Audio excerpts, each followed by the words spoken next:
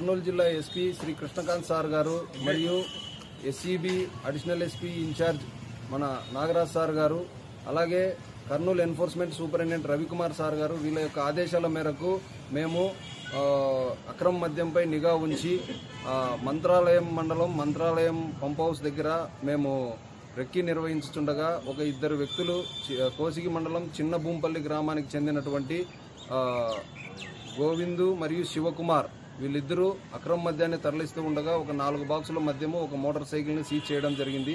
వీటి యొక్క విలువ మొత్తం సుమారు 50,000 దాకా ఉంటుంది. వీళ్ళిద్దరిని అరెస్ట్ చేసి రిమాండ్కు పంపడం జరిగింది.